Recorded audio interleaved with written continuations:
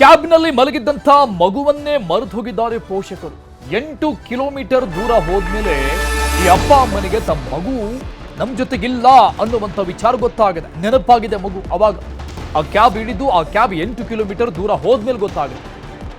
ಇದಾದ್ಮೇಲೆ ತಕ್ಷಣಕ್ಕೆ 112ಗೆ ಸಂಪರ್ಕ ಮಾಡಿದ್ದಾರೆ. ಪೊಲೀಸರಿಗೆ ಮಾಹಿತಿಯನ್ನು ಕೊಟ್ಟಿದ್ದಾರೆ ಪೋಷಕರು. ಮಗು ಮರೆತ ಪೋಷಕರಿಗೆ ಹೊಯ್ಸಳ ಟೀಮ್ ತತ್ಕ್ಷಣಕ್ಕೆ ಸ್ಪಂದಿಸಿದೆ. ಬರೀ ಅರ್ಧ ಗಂಟೆಯಲ್ಲೇ ಮಗುವನ್ನ ರಕ್ಷಣೆ ಮಾಡಿದ್ದಾರೆ ಪೊಲೀಸರು. ಬೆಂಗಳೂರಿನ ಹೆಣ್ಣೂರಿನ ಪೊನ್ನಪ್ಪ ಲೇಔಟ್ನಲ್ಲಿ ನಡೆದಂತಹ ಘಟನೆ ಇದು. ವಿಚಿತ್ರ ಘಟನೆ. ತಮ್ಮ ಮಗುವನ್ನೇ ಬಿಟ್ಟು ಹೋಗಿದ್ದಾರೆ ಕ್ಯಾಬ್ನಲ್ಲಿ. ಮಗುವನ್ನ ಮರೆತಿದ್ದು ಪೋಷಕರು ಮತ್ತು ಕ್ಯಾಬ್ ಡ್ರೈವರ್ ಕೂಡ. ಇಬ್ಬರಿಗೂ ಬುದ್ಧಿ ಹೇಳಿ ಮಗುವನ್ನ ಪೊಲೀಸರು ಒಪ್ಪಿಸಿದ್ದಾರೆ. ಮತ್ತೆ ಹೆತ್ತವರ ಮಡಿಲು ಸೇರಿದೆ 4 ವರ್ಷದ ಗಂಡು ಮಗು. ನಗಬೇಕು ಅಳಬೇಕು ಒಂದು ಗೊತ್ತಾಗ್ತಾ ಇಲ್ಲ. ಎಂತಂಥವ್ರು ಇದ್ದಾರೆ ಅನ್ನುವಂಥ ಪ್ರಶ್ನೆ ಮೂಡುತ್ತೆ. ಯಾವುದೋ ಒಂದು ಬ್ಯಾಗನ್ನು ಏನೋ ಒಂದು ಕೈ ಚೀಲವನ್ನು ಕ್ಯಾಬ್ನಲ್ಲಿ ಬಿಟ್ಟು ಹೋಗಿರೋ ರೀತಿಯಲ್ಲಿ ಮಗುವನ್ನೇ ಬಿಟ್ಟು ಹೋಗಿದ್ದಾರೆ. 4 ವರ್ಷದ ಮಗು. ಅದೇನು ಪಬ್ಲಿಕ್ ಟ್ರಾನ್ಸ್ಪೋರ್ಟ್ ಏನಲ್ಲ. ಸುಮಾರು ಜನ ಇರ್ತಾರೆ. ರೈಲ್ವೆ ಏನಲ್ಲ. 100 ಜನ ಇರ್ತಾರೆ. ಮರ್ತು ಹೋಗ್ಬಿಟ್ಟಿದ್ದೀವಿ ಅನ್ನೋದಕ್ಕೆ, ಅಟ್ಲೀಸ್ಟ್ ಗೊತ್ತಾಗಿಲ್ಲ ಅನ್ನೋದಕ್ಕೆ. ಕ್ಯಾಬ್ ಪ್ರೈವೇಟ್ ಆಗಿ ಬುಕ್ ಮಾಡಿರುವಂಥ ಕ್ಯಾಬ್, ಇಬ್ಬರೇ ಕುಳಿತುಕೊಳ್ಳುವಂಥ ಜಾಗ. ಅಕ್ಕಪಕ್ಕ ತಂದೆ ತಾಯಿ ಕುಳಿತುಕೊಂಡು ಮಗುವನ್ನ ಮಧ್ಯದಲ್ಲಿ ಕುಳಿತುಕೊಂಡು ಹೋಗಿರ್ತಾರೆ. ಆದರೂ ಕೂಡ ಮಗುವನ್ನ ಮರೆತು ಹೋಗಿರುವಂಥದ್ದು ದುರಾದೃಷ್ಟಕರ ಸಂಗತಿ ಇದು. ಈ ಬಗ್ಗೆ ಡೀಟೇಲ್ಸ್ ಕೊಡ್ತಾರೆ ನಮ್ಮ ಪ್ರತಿನಿಧಿ ಪ್ರಗತಿ ಶೆಟ್ಟಿ. ಲೈವ್ ನಲ್ಲಿ ಜಾಯ್ನ್ ಆಗ್ತಾ ಇದ್ದಾರೆ. ಪ್ರಗತಿ, ಈ ಘಟನೆ ನೋಡ್ತಾ ಇದ್ರೆ ನಗಬೇಕು ಅಳಬೇಕು ಏನ್ ಹೇಳಬೇಕು ಅನ್ನೋದು ನಿಜಕ್ಕೂ ಕೂಡ ಅರ್ಥ ಆಗ್ತಾ ಇಲ್ಲ. ಇಷ್ಟರ ಮಟ್ಟಿಗೆ ಮರೆಬಿರುತ್ತಾ ಅನ್ನುವಂಥ ಸಹಜ ಪ್ರಶ್ನೆ ಬರುತ್ತೆ. ಇದ್ರ ಜೊತೆಗೆ ಆ ಕ್ಯಾಬ್ ಡ್ರೈವರ್ ಕೂಡ ಇದನ್ನ ಗಮನಿಸದೇ ಇರುವಂಥದ್ದು ಕೂಡ ದುರಾದೃಷ್ಟಕರ ಅಂತ ಕಾಣಿಸುತ್ತೆ. ಯಾಕಂದ್ರೆ ಈಗ ಮಗುವನ್ನ ಮರೆತು ಹೋಗಿದ್ದಾರೆ ಈ ಪೋಷಕರು, ದಟ್ಸ್ ಫೈನ್.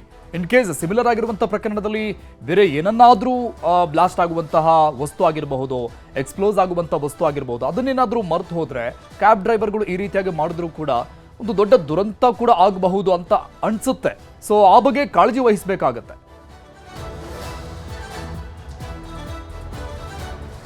ಬಟ್ ಅರುಣ್, ಇಲ್ಲಿ ನೇರವಾಗಿ ಆ ಮಗುವಿನ ಹೆತ್ತವರ ನಿರ್ಲಕ್ಷ್ಯ ಅಂತಾನೆ ಹೇಳ್ಬೋದು. ಯಾಕಂದ್ರೆ ನಾವು ಏನನ್ನಾದ್ರೂ ವಸ್ತುವನ್ನೋ ತರಕಾರಿಯನ್ನೋ ಅಥವಾ ಬೇರೆನೋ ಐಟಮ್ಸ್ ಗಳನ್ನ ಕ್ಯಾಬ್ ಗಳಲ್ಲಿ ಬಿಟ್ಟು ಮರೆತು ಹೋಗ್ಬೋದು. ಆದ್ರೆ ನಮ್ಮ ಜೊತೆಗೆ ಇದ್ದಂತಹ ಒಂದು ಜೀವವನ್ನ, ಒಂದು ವ್ಯಕ್ತಿಯನ್ನ, ಅದರಲ್ಲೂ ಕೂಡ ತಮ್ಮದೇ ಮಗುವನ್ನ ಬಿಟ್ಟು ಹೋಗ್ತಾರೆ ಅಂದ್ರೆ ಇದು ನಿಜಕ್ಕೂ ಕೂಡ ಆಶ್ಚರ್ಯ ಆಗುತ್ತೆ. ಇದೇ ಪ್ರಶ್ನೆಯನ್ನ ಈಗ ಸದ್ಯ ಬಹುತೇಕ ಜನ ಕೂಡ ಈ ಸುದ್ದಿಯನ್ನ ಕೇಳಿದವರೆಲ್ಲರೂ ಕೂಡ ಕೇಳ್ತಾ ಇರುವಂತದ್ದು. ಯಾಕಂದ್ರೆ ಬಿಟ್ಟು ಹೋಗಿರುವಂತದ್ದು ಅವರು ತಮ್ಮ ಸ್ವಂತ ಮಗುವನ್ನ ಯಾರಾದ್ರೂ ಕ್ಯಾಬ್ ಅಲ್ಲಿ ಮರೆತು ಹೋಗಕ್ ಸಾಧ್ಯನಾ ಅನ್ನುವಂತಹ ಪ್ರಶ್ನೆ ಕೂಡ ಮೂಡ್ತಾ ಇದೆ. ಇನ್ನು ಪೊನ್ನಪ್ಪ ಲೇಔಟ್ ನ ಅಪಾರ್ಟ್ಮೆಂಟ್ ನ ಹತ್ರ ಅವರು ಫೆಬ್ರವರಿ 14ರ ರಾತ್ರಿ ಹೋಗ್ತಾ ಇರುವಂತಹ ಸಂದರ್ಭದಲ್ಲಿ ಕ್ಯಾಬ್ ಅಲ್ಲಿ 4 ವರ್ಷದ ಮಗು ಕೂಡ ಇರುತ್ತೆ, ಒಂದು ಗಂಡು ಮಗು ಇರುತ್ತೆ.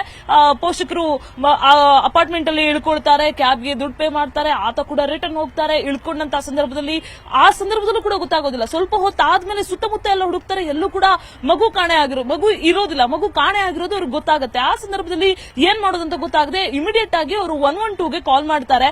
ಈ ಪೋಷಕರ ಪಾಲಿಗೆ 112 ಇಲ್ಲಿ ಹೀರೋ ಅಂತ ಹೇಳ್ಬೋದು. ಹೊಯ್ಸಳ ಪೊಲೀಸರಿಗೆ ಕಾಲ್ ಮಾಡಿದಾಗ ಅವರು ಸ್ಥಳಕ್ಕೆ ಬಂದು ದಿಢೀರ್ ಅಂತ 2 ನಿಮಿಷದಲ್ಲಿ ಅಲ್ಲಿದ್ದಂತಹ ಎಸಿ ಎಲ್ಲರೂ ಕೂಡ ಸ್ಥಳಕ್ಕೆ ಬರ್ತಾರೆ. ಸ್ಥಳಕ್ಕೆ ಬಂದು ಆ ಕ್ಯಾಬ್ ನ ಡೀಟೇಲ್ಸ್ ಅನ್ನು ತಗೊಂಡು ಇಮಿಡಿಯೇಟ್ ಆಗಿ ಕ್ಯಾಬ್ ಡ್ರೈವರ್ಗೆ ಕಾಲ್ ಮಾಡಿ ಆತನ ಲೊಕೇಶನ್ ಅನ್ನ ಟ್ರೇಸ್ ಮಾಡಿ ಆತನಿಗೆ ಇನ್ಫಾರ್ಮೇಶನ್ ಅನ್ನು ಕೊಡ್ತಾರೆ. ಇವರು ಇನ್ಫಾರ್ಮೇಶನ್ ಕೊಟ್ಟ ಮೇಲೆ ಕ್ಯಾಬ್ ಡ್ರೈವರ್ಗೂ ಗೊತ್ತಾಯ್ತು ಅನ್ನುವಂಥದ್ದು ಕ್ಯಾಬ್ ಡ್ರೈವರ್ ಹೇಳ್ತಾ ಇರುವಂತಹ ಮಾತು. ಯಾಕಂದ್ರೆ ಮಗು ಹಿಂದ್ಗಡೆ ಮಲ್ಕೊಂಡಿರುತ್ತೆ, ಬಹುಶಃ ಡ್ರೈವರ್ ಸೀಟ್ ನ ಹಿಂದ್ಗಡೆ ಎಲ್ಲಾದ್ರೂ ಮಲ್ಕೊಂಡಿದ್ರೆ ಗೊತ್ತಾಗೋದಿಲ್ಲ, ಅವನಿಗೂ ಕಾಣಿಸಿರೋದಿಲ್ಲ. ಇಮಿಡಿಯೇಟ್ ಆಗಿ ಹಿಂದೆ ನೋಡಿದಾಗ ಮಗು ಇರೋದು ಗೊತ್ತಾಗುತ್ತೆ. ತಕ್ಷಣ ಆ ಮಗುವನ್ನ ಆ ಅಪಾರ್ಟ್ಮೆಂಟ್ ಹತ್ರ, ಅಂದ್ರೆ ಆ ಪೊನ್ನಪ್ಪ ಲೇಔಟ್ ಅಲ್ಲಿ ಅಪಾರ್ಟ್ಮೆಂಟ್ ಇದೆಯಲ್ಲ, ಅಲ್ಲಿ ಬಂದು ಮಗುವನ್ನು ಒಪ್ಪಿಸುವಂತಹ ಕೆಲಸ ಮಾಡ್ತಾರೆ. ಇಲ್ಲಿ ಹೊಯ್ಸಳ ಪೊಲೀಸರ ಕಾರ್ಯಪ್ರವೃತ್ತಿಗೆ ಎಲ್ಲರೂ ಕೂಡ ಶಬಾಷ್ಗಿರಿಯನ್ನು ವ್ಯಕ್ತಪಡಿಸ್ತಾ ಇದ್ದಾರೆ. ಜೊತೆಗೆ ಈ ಕುಟುಂಬದ ಪಾಲಿಗೆ ಹೊಯ್ಸಳ ಅವರು ಹೀರೋ ಆಗಿ ಬಂದ್ರು ಅಂತ ಹೇಳ್ತಾ ಇದ್ದಾರೆ. ಸೇಮ್ ಟೈಮ್ ಇಲ್ಲಿ ಮಗುವನ್ನ ಮರೆತ ಪೋಷಕರ ವಿರುದ್ಧವೂ ಕೂಡ ವ್ಯಾಪಕ ಟೀಕೆ ಈಗ ವ್ಯಕ್ತ ಆಗ್ತಾ ಇರುವಂತದ್ದು. ಅರುಣ್, ಓಕೆ ಪ್ರಗತಿ, ಇದ್ರ ಜೊತೆಗೆ ಮಗುವನ್ನ ಮರೆತು ಹೋಗಿರುವಂಥದ್ದು ಓಕೆ, ಈ ರೀತಿಯಾದಂಥ ಪ್ರಕರಣಗಳನ್ನ ನೋಡಿದಾಗ ಅನಿಸುವಂಥದ್ದು ಬೇರೆ ಏನಾದರೂ ಆದಾಗ ಹೇಗೆ ಮಾಡೋದು ಅನ್ನುವಂಥ ಪ್ರಶ್ನೆ ಮೂಡುತ್ತೆ ಸಹಜವಾಗಿ. ಸೊ ಇಂಥದ್ದೊಂದು ರೂಲ್ಸ್ ಬಂದರೂ ಕೂಡ ಒಳ್ಳೇದಂತ ಅನಿಸುತ್ತೆ ಸಾರ್ವಜನಿಕರ ಹಿತದೃಷ್ಟಿಯಿಂದ. ಈ ಕ್ಯಾಬ್ ಡ್ರೈವರ್ ಅವರನ್ನ ಇಳಿಸಿದ ನಂತರದಲ್ಲಿ 8 ಕಿಲೋಮೀಟರ್ ದೂರ ಹೋದ್ಮೇಲೆ ಆತನಿಗೂ ಕೂಡ ಗೊತ್ತಾಗಿರುವಂಥದ್ದು. ಅದು ಪೊಲೀಸರು ಬಂದು ಚೇಸ್ ಮಾಡಿದ ಮೇಲೆ, ಮಗುವನ್ನ ಹುಡುಕಿ ಕೊಟ್ಟ ಮೇಲೆ ಆತನಿಗೆ ಗೊತ್ತಾಗಿದೆ. ಎವ್ರಿ ಟ್ರಿಪ್ ಆದ್ಮೇಲೆ ಅಟ್ಲೀಸ್ಟ್ ಒಂದು ಕಾಮನ್ ಸೆನ್ಸ್ ರೀತಿಯಲ್ಲಿ ಚೆಕ್ ಮಾಡಬೇಕಾಗುತ್ತೆ ಬೇಸಿಕ್ ಆಗಿ. ಸೊ ಅದು ಒಂದು ರೀತಿ ಸಾರ್ವಜನಿಕರ ಹಿತ ಕಾಪಾಡುವಲ್ಲೂ ಕೂಡ ಒಳ್ಳೆಯದು ಅಂತ ಕಾಣಿಸುತ್ತೆ.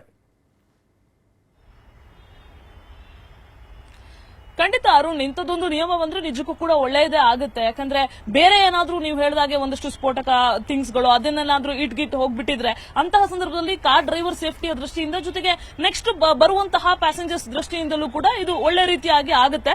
ಬಟ್ ಇಲ್ಲಿ ಮಗುವನ್ನೇ ಬಿಟ್ಟು ಹೋಗಿರುವಂತದ್ದು ಇದೆಂತ ಮರುವು ಅನ್ನುವಂತಹ ಪ್ರಶ್ನೆ ಹುಟ್ಕೊಳ್ಳುತ್ತೆ. ಯಾಕಂದ್ರೆ ನಾನು ಆಗ್ಲೇ ಹೇಳಿದಾಗೆ ಥಿಂಗ್ಸ್ ಅಥವಾ ಬೇರೆ ಏನನ್ನಾದ್ರೂ ಮರಿಬಹುದು, ಆದ್ರೆ ತಮ್ಮ ಜೊತೆಗಿದ್ದಂತಹ ಒಬ್ಬ ವ್ಯಕ್ತಿಯನ್ನ ಅಥವಾ ಒಂದು ಮಗುವನ್ನ ಮರೆಯೋದಕ್ಕೆ ಸಾಧ್ಯನಾ ಅನ್ನೋ ಪ್ರಶ್ನೆ ಕೂಡ ಮೂಡುತ್ತೆ. ಹೆಣ್ಣೂರು ಪೊಲೀಸ್ ಸ್ಟೇಷನ್ ಲಿಮಿಟ್ಸ್ ಅಲ್ಲೇ ಆಗಿರುವಂತಹ ಘಟನೆ ಇದು. ಸದ್ಯ ದೊಡ್ಡ ಮಟ್ಟದಲ್ಲಿ ಚರ್ಚೆಗೆ ಕಾರಣ ಆಗಿರುವಂತಹ ಒಂದು ವಿಚಾರ ಇದು.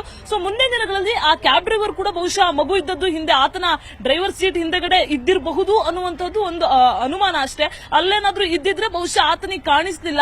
ಪೊಲೀಸರು ಹೇಳಿದ್ಮೇಲೆ ಆತನಿಗೂ ವಿಚಾರ ಗೊತ್ತಾಗುತ್ತೆ. ಆತನು ಕೂಡ ಹಿಂತಿರುಗಿ ಅಥವಾ ಗಾಡಿಯನ್ನ ಇಳಿದು ಆತ ಕೆಳಗಡೆ ಇಳಿದು ಕಾರನ್ನ ಫುಲ್ ನೋಡಿದಾಗ ಆ ಸಂದರ್ಭದಲ್ಲಿ ಮಗು ಇರೋದು ಗೊತ್ತಾಗುತ್ತೆ. ಆತ ನೋಡಿದಾಗ್ಲೂ ಕೂಡ ಮಗು ಮಲಗಿರುತ್ತೆ. ಅಕಸ್ಮಾತ್ ಮಗು ಏನಾದ್ರೂ ಎದ್ದಿದ್ರೆ ಅವ್ರಿಗೆಲ್ಲರಿಗೂ ಕೂಡ ಸೌಂಡ್ ಮಾಡ್ತಾ ಇತ್ತು, ಗೊತ್ತಾಗ್ತಾ ಇತ್ತು. ಬಟ್ ಮಗುವನ್ನೇ ಮರೆತು ಹೋದಂತಹ ಪೋಷಕರ ಅಂದ್ರೆ ಆ ಸಂದರ್ಭದಲ್ಲಿ ಅವರು ಯಾವ ಸ್ಥಿತಿಯಲ್ಲಿದ್ರು ಅಥವಾ ಈ ರೀತಿಯಾಗಿ ಮರೆತು ಹೋಗೋದಕ್ಕೆ ಸಾಧ್ಯನಾ, ಇದೊಂದು ರೀತಿಯ ಆಶ್ಚರ್ಯ ಅನ್ನುವಂತಹ ಅಭಿಪ್ರಾಯ ಎಲ್ಲ ಕಡೆಯಲ್ಲಿ ವ್ಯಕ್ತ ಆಗ್ತಾ ಇರೋದು. ಜೊತೆಗೆ ಟೀಕೆಗೂ ಕೂಡ ವ್ಯಾಪಕ ಗುರಿ ಆಗ್ತಾ ಇದೆ. ಮುಂದಿನ ಟೈಮ್ ಆದ್ರೂ ತಮ್ಮ ಮಕ್ಕಳನ್ನ ಜೋಪಾನವಾಗಿ ಜವಾಬ್ದಾರಿಯುತವಾಗಿ ನೋಡ್ಕೊಳ್ಬೇಕು. ಮಕ್ಕಳನ್ನ ನೋಡ್ಕೊಳ್ಳೋದು ಕೂಡ ಅವರಿಗೂ ಕೂಡ ಇರಬೇಕಾದಂತಹ ಸಾಮಾನ್ಯ ಜ್ಞಾನ. ಕೊನೆ ಪಕ್ಷ ಮಕ್ಕಳನ್ನ ಚೆನ್ನಾಗಿ ನೋಡ್ಕೊಳ್ಬೇಕು ಅನ್ನುವಂತಹ ಅಭಿಪ್ರಾಯ ವ್ಯಕ್ತ ಆಗ್ತಾ ಇರುವಂತದ್ದು. Arun, thank you Pragati ಡೀಟೇಲ್ಸ್ಗೆ.